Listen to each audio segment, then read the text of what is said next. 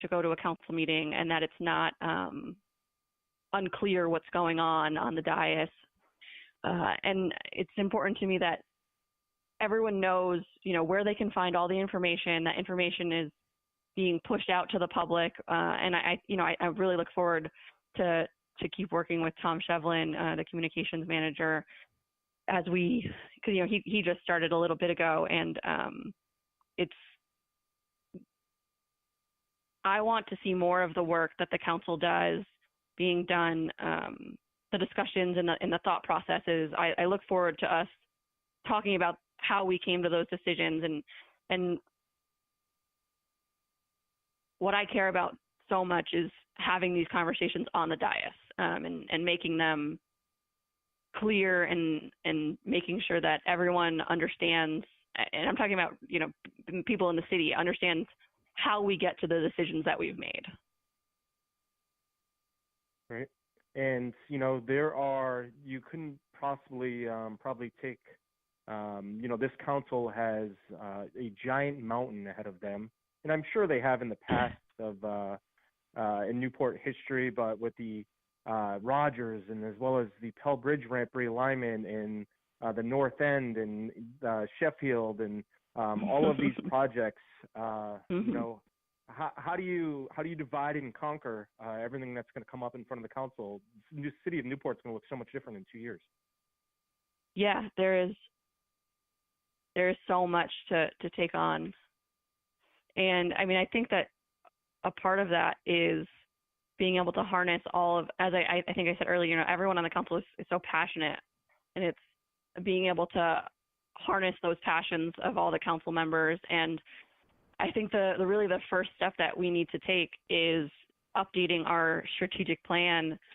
It's, anytime you undertake any large scale projects, whether it's, guiding the direction of a city or designing and building a submarine, it's really important to regularly check back in with your strategic plan and your guiding plan every few years to make sure it's still pointing you in the right direction. And then, so I think that being able to update that and make sure that we, as a council, set our priorities together and that we're still moving in the direction that we want to be moving in will help us tackle that mountain, as you said. Is there the strategic plan, and I know this because I just had to develop one for Fort Adams Trust, which I'm on the board of. But are there any plans or, regarding, is there anything still in the works that hasn't been buttoned up or finalized yet in regards to plans or guides that are going to be done by the city? Or is everything kind of done? There's nothing in the process right now that's supposed to be buttoned up, right? Well, we have it. The strategic plan hasn't been updated for a few years, and not since we passed the comprehensive land use plan. And so I think that's why it's important to check back in and make sure that it still aligns with the comp plan and that it still is pointing us in the right direction, especially as the Pell Bridge realignment really begins to take shape. And it was in a very different place and wasn't confirmed the last time the strategic plan was updated. So I think it's important to make sure that we check back in, make sure it's still pointing us in the right direction, and update the places where it might not be. Obviously, there was all the big projects that are going to catch a lot of attention, but is there anything else on your minds, and besides the strategic plan that, you see a lot of time or focus being spent that might not be all that shiny or sexy or new, that you and the council will be working on over the next few years? I mean, something I always come back to is accessibility, and I like to say that word and use that word because I think it really encompasses a lot of different aspects of things, because I want the city to be accessible physically and easy to get around physically, but also accessible to live and work in. And it's sort of those less shiny things of trying to think outside the box on things like housing availability and affordability, and how can we effectively regulate third-party rentals. It's how can we maintain Newport, and that's sort of the everyday small steps that we have to take in service of that larger long-term goal of how can we make sure that Newport stays a place where people can live and work in. I hear a lot about that very regularly, the balance between tourism, business, and residents and families, and it's got to be one of the most difficult things to try to balance out. Yeah, absolutely. And I say that all the time too. Like, it is about finding a balance. All of those things are core to who Newport is. We are so many things, but we are, above all else, I think, a city of neighborhoods, and preserving those neighborhoods is so important. And I think that we have to understand the types of small steps that we need to take while still looking at that larger long-term goal of what the city could look like in 10, 20, 30 years, and who do we think is still going to be able to be here, and how do we keep people here? How do we keep people employed, living here? It's a lot of steps. All at the same time. And how do we keep them like living here? Yeah, that's it. I was going to say, with the like part, all at the same time, with residents wanting their taxes and what's coming out of their wallet to be reduced. I think that's a similar balance that we have to take. There are areas that that are so important to have ample funding on, and that's, and adequate funding, like the schools. We talk a lot about that, and you referenced earlier, we're going to have to figure out, we're working on figuring out the new high school. Our city won't be successful if our schools aren't successful. So that's an important element. But then also, our city won't be successful if we tax people out of their homes. It's finding that balance, and it's going to be, has been and will continue to be difficult. But I think as long as we keep looking towards that larger long-term goal and understand how every step we take is in service of that, I think that we can find the balance. Earlier you talked about, and you've talked about in letter to the editor and elsewhere, that transparency and openness. Besides making, possibly known that you want to have a couple hundred people show up at every city council meeting, any other plans of how you will reach out for more feedback from taxpayers, business owners? Will there be more meetings? Will you be asking for more feedback? What are some of your thoughts on how you connect and how you engage with more people rather than, just a few that show up at city council meetings? Yeah, I mean, that's something that is difficult. And I think I sort of touched on that earlier of, how do we get people to get and stay engaged? And I do think that part of the